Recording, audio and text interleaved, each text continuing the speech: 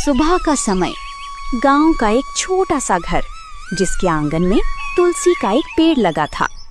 चिड़ियों की चहचहाहट के बीच घर की छोटी बहू गीता झाड़ू लगा रही थी। बड़ी बहू सीता बरामदे में बैठी चाय पी रही थी। बूढ़ी माँ तुलसी पर जल चढ़ा रही थी। सारा घर का काम मुझसे ही क्यों कराया जाता है? ना कोई मदद, ना कोई मान। मेरा तो जीना हराम कर रखा है। तू तो काम में लगी रहती है गीता, तुझे काम किए बिना चैन ही नहीं आता। आपकी तरह नहीं हूँ जो पूरे दिन बस आराम ही करना चाहती है। अरे गीता, जुबान संभाल कर बात कर। बड़ी बहू से इस तरह बात करते शर्म नहीं आती? माँ जी, मैंने कुछ गलत नहीं कहा, बस मन में था तो निकल गया। घर का पुराना रसोई घर, जहाँ रमा अकेले खाना बना रही थी।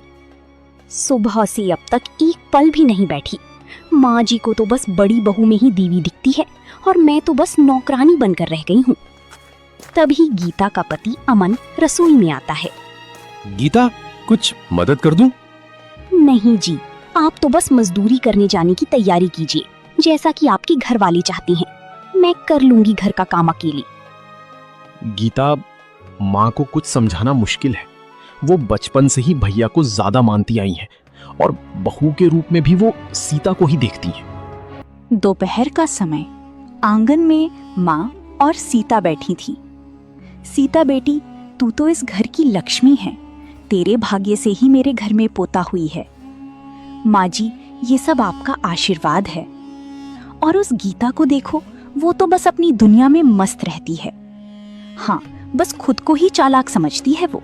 तेरे जैसे संस्कार थोड़े ही हैं उसमें। गीता दूर से सब सुन रही थी। उसकी आंखों में आंसू आ जाते हैं। रात का समय, सब खाना खा चुके थे।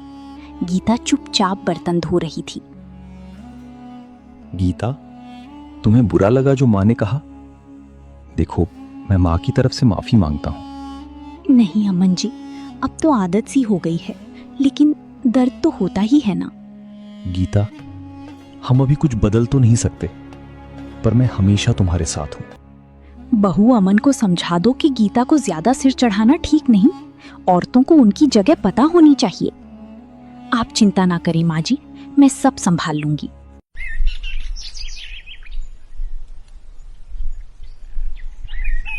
सुबह का समय, गीता रोज की तरह जल्दी उठ चुकी थी और चूल्हे पर चाय चढ़ा रही थी।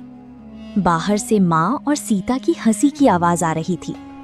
मेरी तो हर सुबह एक जैसी होती है, कोई बदलाव नहीं, बस काम, ताने और तिरस्कार। क्या यही लिखा था मेरे भाग्य में? तभी गीता की सास रसोई में आती है। गीता, सीता के लिए अदरक वाली चाय बना देना, आज उसकी तबीयत थोड़ी नासाज है। मेरी भी तो रात से तबीयत ठीक नहीं है माँ जी, फिर भी आपने मुझसे कुछ नहीं पूछा। ओह, अब बीमारी के बहाने बनाने भी सीख लिए तूने? अरे सीता से कुछ सीख, जो बिना शिकायत सब करती है।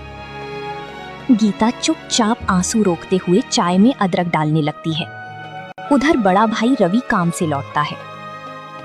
माँ, मैं आ गया। आ बेटा, थक गया होगा। गीता, जल्दी से पानी ला। अभी लाई माँ जी। गीता सब देख रही थी कि किस तरह बड़ी बेटी और बहू का सम्मान किया जा रहा है, लेकिन उसे कोई नहीं पूछ रहा। इसके बाद आंगन में पूरा परिवार साथ बैठता है, केवल गीता को छोड़कर। रवि बेटा, हमें अपनी पोते के लिए अच्छे स्कूल का इंतजाम करना होगा। तेरा बेटा बहुत होशियार है। हाँ माँ, कल ही शहर चलकर देखता हूँ। अरे हाँ माँ जी, हमारा गोलू तो सब में अव्वल आएगा।